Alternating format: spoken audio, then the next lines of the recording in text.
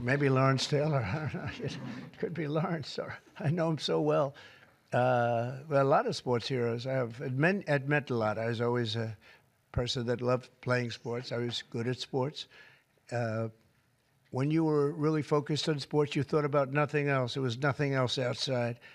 It kept you. And to an extent, this is one of the reasons I like golf. You get away for a couple of hours. I play quickly and get through it. And for 2 hours, you're not thinking about all of the nonsense and all of the important things, frankly, but it cleans your mind. No, I think sports is so important. I think what this council is doing is going to be very important, and it gives you a little exercise, sometimes a lot of exercise. It's a great thing. It's a great thing. Sports are, you learn about people and you learn about how people compete. Now, it doesn't mean that if somebody's not a good athlete, a lot of people just are not good athletes, so they can't compete. But you learn about people playing sports and playing sports with and against some. So I've always loved it. It's been very important to me. These people are, inspirations. These are the top people in their individual sports. The council itself, I mean, they have some of the greatest champions, for the most part, the greatest champions in their sport. So they really understand sports, and understanding it's very important. Thank you for the question. Yeah, please. Please, go ahead. Yeah, Mr. President, can you talk about your plans for the new ballroom that was announced today? Yeah. The $200 million, that's going to be paid for by yourself? By me, yeah. Private donations? It's a private thing, yeah. I'll do it, and we'll probably have some donors or whatever, but it's about $200 million. So we've been planning it for a long time. They've wanted a ballroom at the White House for more than 150 years, but there's never been a president that was good at ballrooms. I'm really good. In fact, I looked at one that we just built in Turnberry in Scotland, and it's incredible. We're good at building. I'm good at building things, and we'll get it built quickly and on time. It'll be beautiful, top of the line. We've retained the best architects and engineers, everything else. It'll be built over on the east side, and it will be beautiful. It'll be views of the Washington Monument. It won't interfere with the current building. It'll be near it, but not touching it, and pays total respect to the existing building, which I'm the biggest fan of. It's my favorite. It's my favorite place. I love it. But they've wanted it, and when they have big events, you entertain the president of China or the president of any place, and you have big crowds. They've always had to get a tent, and you've probably been to some of them, Bobby. When it rains, it's a disaster, and the tent's 100 yards. That's more than a football field away from the main entrance, and people are schlopping down to the tent. It's not a pretty sight. The women with their lovely evening gowns, all of their hair all done, and they're a mess by the time they get. And they've always wanted to have it. And I said, in the first term, I said, if I get another shot at this, I'm going to do a ballroom. I was pretty busy in the first because I was running the country, and I was also fighting for survival with all of the lunatics I had to beat. But it worked out, obviously, it worked out very well because here we are. But I always said I was going to do something about the ballroom because they should have one. So we'll be leaving it. It'll be a great legacy project, and I think it'll be special. You saw some renderings of the initial. I think it'll be really beautiful. No government dollars at all? No government dollars, no. Between this executive order, trade, Russia, Gaza, but also the family of Virginia Giuffre released a statement overnight in response to some of the comments that you made this week. You said that Jeffrey Epstein stole people from Mar-a-Lago. At the time, did you know why he was taking those young women, including Virginia? No, I didn't know. I mean, I would figure it was ABC fake news that would ask that question, one of the worst. But no, I don't know really why. But I said, if he's taking anybody from Mar-a-Lago, he's hiring or whatever he's doing. I didn't like it, and we threw him out. We said we don't want him, at the place. This is a story that's been known for many years, as you know. But it's, I didn't like it that he was doing that. Yeah, please. If Canada moves forward with Palestinian state, say it again. If Canada moves forward with recognizing the Palestinian state, is that a deal breaker? Well, we're going to see. No, I didn't like what they said, but that's their opinion. I didn't like that. Not a deal breaker, but we haven't spoken to Canada today. He's called, and we'll see. But we have made a few deals today that are excellent deals for the country. We're taking in literally trillions of dollars for the country. This is making our country very rich, and respect it again. We have, you know, I tell these people, and I say it as much as I have to say it, but every leader is at NATO, and I was in the Middle East with the three great countries, three great leaders, Qatar, you know, Saudi Arabia, UAE, and everybody said the same thing. All of the NATO countries, essentially, they said that we were a dead country. 1 year ago, we were a dead country. Now we're the hottest country in the world. Look at you people. We're the hottest country anywhere in the world. We're doing great. Yeah, do you have a... Canada currently. What's the holdup with the negotiations with Canada? Well, they have to pay a fair rate. That's all. It's very simple. They have been charging very, very high tariffs to our farmers, some over 200%. And they've been treating our farmers very badly. They've been treating our country very badly for years. And look, we like Canada. I love Canada. I have so many friends in Canada. But they've been very poorly led. They've been very, very poorly led. And all we want is fairness for our country. That's all. You know, they want to be under the, as we call it, the Golden Dome. And I said, well, you know, you're going to have to pay for that. They want a lot of things from our country, and for years we did it. We basically protect them with our military. They spend very little money on their military, as you know, not an acceptable amount of money. Yeah, please. Thanks a lot, Mr. President. Your tariffs policy goes into effect tomorrow. Yeah. As you know, a federal appellate court today heard oral arguments about whether or not you had the authority to unilaterally impose those tariffs. I'm not going to get you to weigh in on the legal arguments, but you're weighing your decision to do that, your authority to do that, based on a 1977 law that's never been invoked before. Why didn't you invoke this Well, we've law? been winning all along, just say it. I just want to ask you, why didn't you invoke this law in your first term? You could have taken in billions upon billions of dollars in your first term, but you waited until your second Yeah, term. because in my first term, I was fighting lunatics like you who were trying to do things incorrectly and inappropriately to a president that was duly elected. And we did do certain tariffs in the first term. If you look at China, we took in hundreds of billions of dollars from China. But when COVID came, the last thing I was going to do is tell France and Italy and Spain and a couple of other countries that we're going to hit you with tariffs. We had to fight the COVID situation when that came. But if you look at my first term, we took in hundreds of billions of dollars worth of tariffs, but you people didn't cover it very well. Yeah, please. Go ahead. Thank you so much. I'm representing the foreign policy today. I'm asking you two questions on foreign policy. The first one, do you plan to re-engage diplomatically with Iran, go with direct talks with them, or are you happy with the current situation, having no deal with Iran? Well, Iran has been acting very badly. They were decimated. Their nuclear capability, that potential, which could have happened within 3 or 4 weeks, was decimated.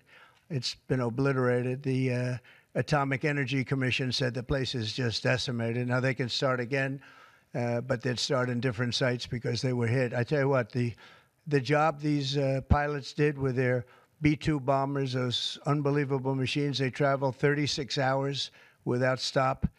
And they hit every single target. Every bomb hit they went right down the chutes. And then, as you know, we shot 30 rockets from submarines that were hundreds of miles away, and they hit every target. So they can start again, but they haven't been saying the right thing. I will say Iran has not been saying the right thing. They have not been speaking nicely, and they should be. Yeah, please. Not lowering interest rates again. Many people say that he's playing politics with the futures of millions. Well, he is. We call him Too Late. He's Too Late. It's his new nickname. He's Too Late, pal. He's a terrible Federal Reserve Chairman. Not only that, he's building a building. He's at $2.9 billion. It's actually 3.1 if you include other areas that are essentially the same thing. Way over budget, has no idea what he's doing. And I would say he's probably good at that compared to what he does with interest rates. But, you know, we have him there, and it was a mistake. I put him in, and then Biden extended him. And Biden only extended him because he knew I couldn't stand him. And that turned out to be not a good thing for Biden. Although he did lower interest rates just prior to the election. Didn't work out too well for them. But he did lower them pretty substantially just prior to the election. No, he's a political hack, not very good. He's not a smart guy, Brian. Mr. President, sports fans have been very supportive. If you go back to the original names of Cleveland Indians, the Washington Redskins. Oh, I love that. Love the sound of that. Well, I'd do the Washington Redskins. I think they should do it. I told the mayor and I told people that they should bring back the name. If they bring back the name, you'll have a lot of excitement. And I mean, Cleveland Indians, how about that? That was an original franchise, 1903 or something, 1906, an original, the Cleveland Indians. And what do? They change the name from Indians. What's wrong with the word Indian? You know who is upset about it? The Indians are upset about it. They're upset about Redskins, too. So Redskins, I guess you'd say it was a little bit lesser of a case, but people want to see the Redskins, and the Indians want to see the Redskins back. No, I recommend it. I was asked that question the other day. The Washington Redskins, it's a fabled franchise. And now, I don't even know what the hell their last name is. What are they, Commanders or something? Is it Commanders? It's not a good name. President Biden, sir. Wait a minute. Biden, sir. May I ask you a question? Wait a minute. No, not you. You. Mr. President, Kamala Harris, as you know, is not running for governor of California. She's not going to do it. What do you see in her political future, sir? Well, she can't speak. She can't talk. She can't do an interview. I thought it was a very strange campaign that we had. But, you know, I had two of them. We were up by like this massive number of points on Biden, and they said, let's change to Kamala. Nobody knew who Kamala was. Nobody knew her last name, Harris. They said, we're going to get Vice President Harris. Everyone said, who the hell is Harris? They only knew her by the first name. But no, I thought she was a terrible candidate. Look, don't forget, she didn't really get the nomination. I mean, that whole nomination was strange. She was the first one out. You know, she took a good amount of points with her when she announced, but nobody knew her. And once they got to know her, she dropped out very shortly after she started. And she started with a pretty good, you know, she was like in second or third place. But I don't know. I mean, I wouldn't call her a skilled politician. Would you? She's also coming out with a book. Any plans to buy it? I don't know. I think I'm going to buy it. I'd love to see it. No. I'd find it. Look, I find everything in politics interesting. I sort of enjoy politics. She wasn't a skilled person. You know, you have skilled politicians, really skilled politicians, and then you have some that aren't. And she was put in a very tough position, I think. She did have a 6-week honeymoon. They were told me, the pros said, you know what, she's going to have a 6-week, and she did. She was like untouchable in terms of everybody thought great. But she didn't do any interviews or anything, which was strange. Not even friendly interviews with friendly reporters like her right there, a really friendly reporter. And you know what happened? People said, what's wrong with her? Why isn't she doing? She made a mistake. She should have done interviews. She didn't run a great campaign, but we beat Biden, and then we had to beat, nobody's beaten two. I had to beat two. That's like Dana White, the great Dana White has a fight, and he has a fighter that's getting the hell knocked out of him. They say, well, let's take him out and put somebody else in. Didn't seem fair to me at the time, but where are we? We're in the White House. So, I mean, you know, so it worked out. If I may, sir, a very serious question here. Russia today hit Kyiv with missiles and drones. More than 100 people killed. I think it's Russia, I think it's disgusting what they're doing. I think it's disgusting. This is Biden's war. It's not my war. But I said if I get in, I'll try and get the thing stopped. But I think what Russia's doing is very sad. A lot of Russians are dying. You have a lot of Russians. More Russians are dying. But Russians are dying. Ukrainians are dying. You know, the United States isn't really involved in that war. It shouldn't be. And by the way, I made a deal with NATO where NATO pays us for everything that we send. We send them ammunition, missiles, etc. And we're not paying anything for that war. But I will tell you this, it should be stopped. It's a disgrace. And the ones that are dying are they're losing 7,000 now. It was 5,000. They're losing now 7,000 soldiers a week, Ukrainian soldiers and Russian soldiers. And they're also losing people now in the towns and cities because Putin's hitting them with rockets. No, I think it's disgraceful. You have a 10-day deadline. You imposed a 10-day Yeah, we have deadline. about 8 days. Yeah, we're going to put sanctions. I don't know that sanctions bother him. You know, they know about sanctions. I know better than anybody about sanctions and tariffs and everything else. I don't know if that has any effect, but we're going to do it. Europe is extremely upset. But this is a war that should have never happened. This is a war that wouldn't have happened if I were president. And this is Biden's war. This was a stupid war to get into. Should have never gotten into this war. Stephen Kopp is traveling to Israel. Yeah, going to Israel, and then he's going to Russia, believe it or not. Representative Marjorie Taylor Greene has said that what is occurring there is a genocide. Do you agree? Oh, it's terrible what's occurring there, yeah. It's a terrible thing. People are very hungry. You know, the United States gave $60 million for food, and it's a shame because nobody, you know, I don't see the results of it, and we gave it to people that in theory are watching over it fairly closely. We wanted Israel to watch over it. Part of the problem is Hamas is taking the money and they're taking the food. But we gave $60 million a couple of weeks ago. Nobody said anything about it. Nobody said thank you, but I didn't need the thank you. I just wanted the people to get fed, and we're helping out financially with that situation. It's a terrible situation. So just to conclude, I want to thank everybody for being here. I want to thank you for being here. This is a great group of people, and it's a good feeling. You know, when we first came to office, this country was really in trouble. And now we're rich as hell, and we're doing amazing things, and we really are. We're the hottest country in the world, and I like that. Thank you very much, everybody. Thank you.